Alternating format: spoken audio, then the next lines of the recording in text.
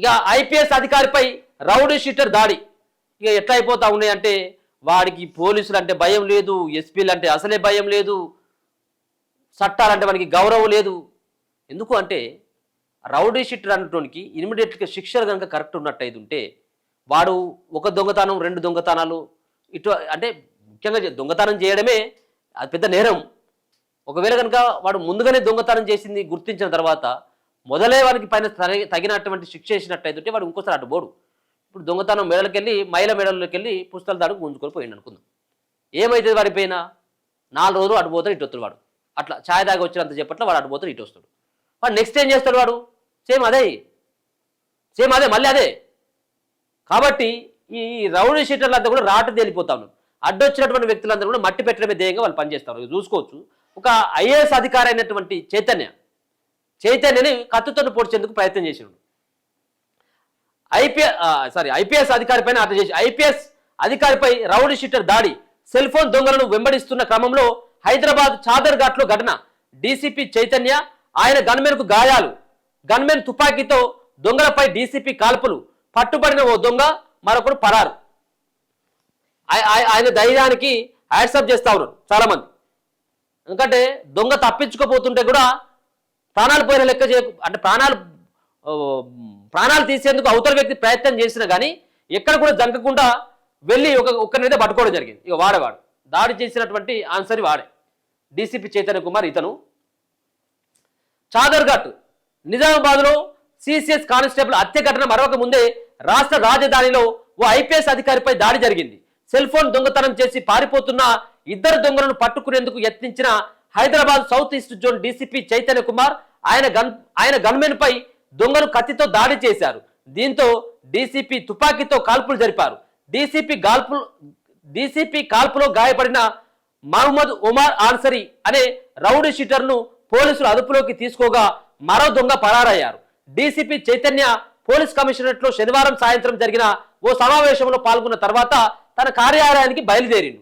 5 గంటల సమయంలో Chaderghat victory play ground సమీపంలో 2 వ్యక్తులు సెల్ ఫోన్ దొంగతనం చేసి పారిపోతుండగా ఆ సమయంలో అటుగా వాహనంలో వెళుతున్న డీసీపీ చైతన్య గమనించారు.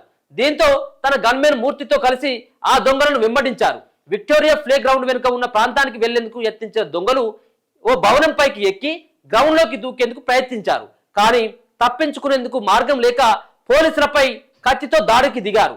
ఈ క్రమంలో జరిగిన పెరుగులాటలో గన్మెన్ మూర్తి గాయపడి కింద పడిపోయారు. దీంతో అప్రమత్తమైన డీసీపీ చైతన్య తన గన్మెన్ తుపాకీ తీసుకొని దొంగలపై 2 రౌండ్లు కాల్పులు జరిపారు.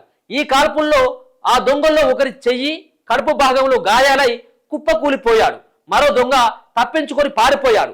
గాయపడి పోలీసులకు చిక్కిన దొంగను కలఫత్తర్ పోలీస్ స్టేషన్ లో రౌడీ షీటర్ గా ఉన్న మహమ్మద్ ఉమర్ ఆన్సర్గా గుర్తించిండు. అతడిని చాదర్ఘాట్ లోని కేర్ ఆసుపత్రికి తరలించారు. దొంగలతో జరిగిన తోపులాటలో డీసీపీ చైతన్య నడుము, తలకు స్వల్ప గాయాలవగా గన్మెన్ మూర్తి కాలు, చేతికి గాయాలయ్యాయి.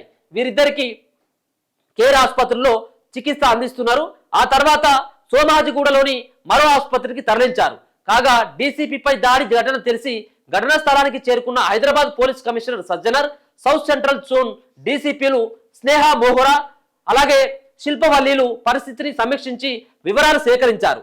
ఈ సందర్భంగా విలేకరులతో మాట్లాడిన సజ్జనర్ దొంగలను పట్టుకునే క్రమంలో డీసీపీ చైతన్య 2 రౌండ్లు కాల్పులు జరిపారని తెలిపారు. పోలీసులకు పట్టుబడిన ఓమర్పై దొంగతనాలు, దోపిడీలు, మారణాయుధాలు సహా 20 కేసులు ఉన్నాయని, అతనిపై 2 సార్లు పీడీ యాక్ట్ నమోదు చేసి జైల్లో కూడా పెట్టారని చెప్పారు. ఓమర్తో కలిసి పోలీసులపై దాడి చేసి పరారైన మరో దొంగ కోసం పోలీసులు గాలిస్తున్నారు. ఇక ఈ ఘటనపై కేసు నమోదు చేసి దర్యాప్తు చేపట్టిన పోలీసులు దొంగలు తప్పించుకునే ప్రయత్నం చేస్తున్న సమయంలో ఓ ఇంటి యజమాని తీసిన వీడియోను, పరిసరాల్లో సీసీ కెమెరాల ఫుటేజ్ ని వాళ్ళు స్వాధీనం చేసుకున్నారు. డీసీపీ చైతన్య హైట్సాప్ అని చెప్పి సంజయ్ చెప్తా ఉన్నారు. బండి సంజయ్ రౌడీ షీటర్ వ్యవహారంలో డీసీపీ చైతన్య, ఆయన గన్మన్ ప్రదర్శించిన ధైర్య సాహసాలు పోలీసులకు స్ఫూర్తిదాయకమని కేంద్ర మంత్రి బండి సంజయ్ అన్నారు. శాంతి భద్రతల విషయంలో రాజీ పడొద్దని, ఎంతటి వారైనా సరే కఠినంగా వ్యవహరించాల్సిందేనని పోలీసులకు ఆయన సూచించడం జరిగింది. చూడు ఎంత వాని ధైర్యం, వాడికి పైన 20 కేసులు ఉన్నాయి. వాడు రౌడీ షీటరు. ఒక పోలీసును, ఒక డీసీపీని సైతం కూడా చంపేదానికి వాడు వెనకాడలేదు ఒక దొంగతనానికంటే. అంటే వాడు అంటే వాని మైండ్ ఏ విధంగా అయిపోయిందంటే ఇటువంటి దొంగతనాలు చేసేటప్పుడు వాళ్ళు ఎట్లా ఉంటారంటే వాడు గంజాయికి కోకాయిన్కి మత్తు పదార్థాలకి అలవాటు పడి వాడి మెదడంతా కూడా మొద్దుబారిపోతాయి. వాడు ఏం చేస్తూ ఉన్నాడో మనకి అర్థం కాదుగా. ఎదురుగా ఎవరున్నారు అనేది కూడా చూడు. ఒక పోలీస్ పైనే ఆ విధమైనటువంటి మారణాయుధాలతోటి దాడి చేసేందుకు ప్రయత్నిస్తే ఇక సామాన్యుల పరిస్థితి ఎట్లా ఉంటుంది? వృద్ధులకు సంబంధం ఇప్పుడు చాలామంది మనం చూస్తూ ఉంటాం, వృద్ధుల మెడలో ఉన్నటువంటి బంగారం కోసం చంపేసి ఆ బంగారం లాక్కపోయారు చాలామంది. అట్లా చాలామంది ప్రాణాలు కోల్పోయారు. అట్లా కూడా అంటే శిక్షలు కఠినంగా ఉంటే, శిక్షలు చట్టాలు కనుక కఠినంగా ఉన్నట్టయితే ఉంటే సో ఇటువంటి రిపీట్ కావు. ఏదేమైనప్పుడు కూడా ఇటీవల చాలా పెరిగిపోయింది, క్రైమ్ రేటు చాలా విపరీతంగా పెరిగిపోయింది.